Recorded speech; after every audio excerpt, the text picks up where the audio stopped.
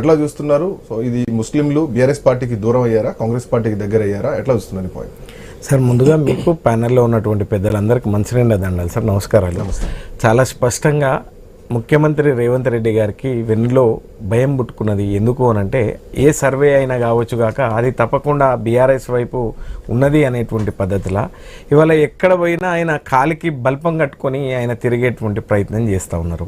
ఇవాళ గతంలో అనేక ఉప ఎన్నికలు జరిగినాయి. ఉప ఎన్నికల క్రమంలో రేవంత్ రెడ్డి గారే స్వయంగా వచ్చి ఒక నియోజకవర్గంలో 2 సార్లు బైక్ ర్యాలీలు, తర్వాత రోడ్ షోలు అంటే ముఖ్యమంత్రి స్థాయిలో ఎవరు కూడా చేయలేనటువంటి నేపథ్యం గతంలో ఉంది. సరే, రాజకీయ పార్టీ ఎన్నిక జరుగుతూ ఉన్నది కాబట్టి ఉప ఎన్నిక జరుగుతూ ఉన్నది, దాంట్లో రావచ్చు, ఏదైనా మాట్లాడవచ్చు. అయితే తిరుగుతూ ఉన్నారు, దాంట్లో ఇవాళ ఎవరేం దాన్ని కాదంటలేరు. కానీ నేనేమంటున్నాను అంటే రేవంత్ రెడ్డి గారు ఇవాళ తెలంగాణ రాష్ట్రానికి ముఖ్యమంత్రి. ఇవాళ వరదలు, ఇవాళ తుఫాన్ వచ్చి రాష్ట్రం అంతా కూడా అల్లకల్లోలం అయితే దానిపైన రివ్యూ పెట్టరు, దానిపైన మాట్లాడరు. ఆ తర్వాత ఇంకే దానిపైన సమీక్ష ఇన్నది ఉండదు. ఇవాళ కాంగ్రెస్ ఉంటేనే మొత్తం యావత్ ముస్లింలు ఉన్నట్టు లేకపోతే లేనట్టు అని యావత్ ముస్లిం సోదరుల మనోభావాలను దెబ్బతీసేటువంటి పద్ధతిలో ఉన్నాయి ఈయన వ్యాఖ్యలు.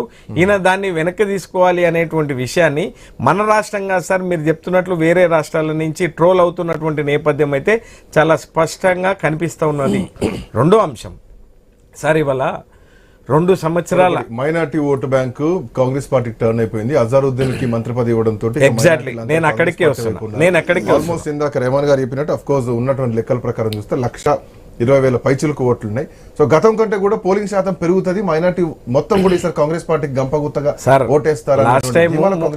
లాస్ట్ టైం 3 లక్షల ఓట్లు ఏమో ఉండే జూబ్లీ హిల్స్ నియోజకవర్గంలో, కొత్త ఓట్లతో పాటు అది 4 లక్షల ఓట్లకు మారింది. అయితే నేను ఇక్కడ ముస్లిం సోదరుల గురించి నేను ఒక నిమిషం చెప్పదలుచుకున్నాను సార్. ఇవాళ ముస్లిము అని చెప్పి ఒక ఆయనని మంత్రివర్గంలో తీసుకుంటారు.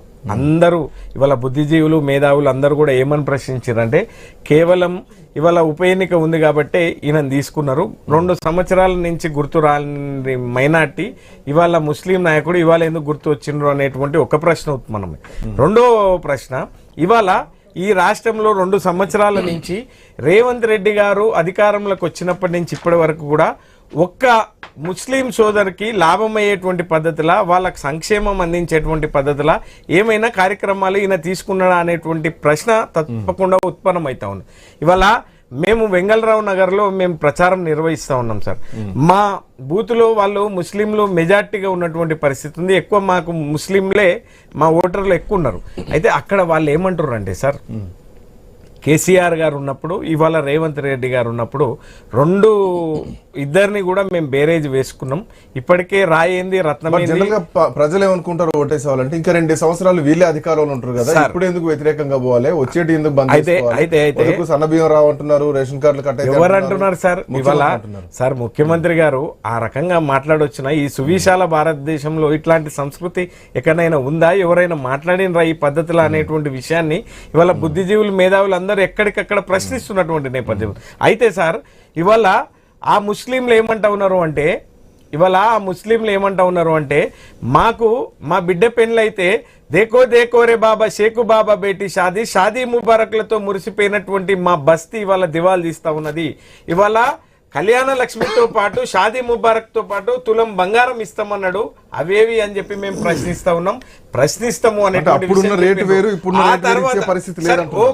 ఓకే ఒకవేళ బంగారం రేటు ₹1,00,000 పైచులకు అయింది, సరే నువ్వు దాన్ని ఈ ₹1,00,000 ఇయ్యాలి కదా నువ్వు అనేటువంటి విషయాన్ని కూడా చాలా స్పష్టంగా మాట్లాడుతున్నటువంటి నేపథ్యం ఉంది.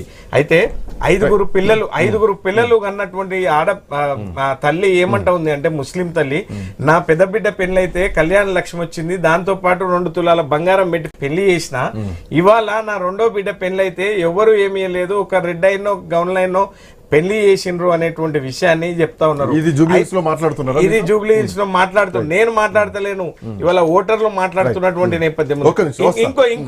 ఇంకో అంశం దయచేసి నేను ఏమంటా ఉన్నాను అంటే, నీళ్లు ఇవాళ వస్తలేనటువంటి నేపథ్యం ఉంది. ఇవాళ దేదీప్యారావు గారు కార్పొరేటర్ ఉన్నందుకు కనీసం మాకు లైట్లు సౌకర్యం కూడా లేనటువంటి పరిస్థితి ఉంది. మొన్న ఇదే రేవంత్ రెడ్డి గారు ముఖ్యమంత్రి హోదాలో వచ్చేటువంటి క్రమంలో ఆ రోజు లైట్లు వేసిండ్రు.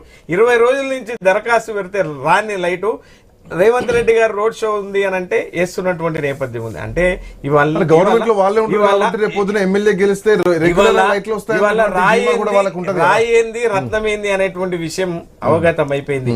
తప్పకుండా వాళ్ళు ఇచ్చినటువంటి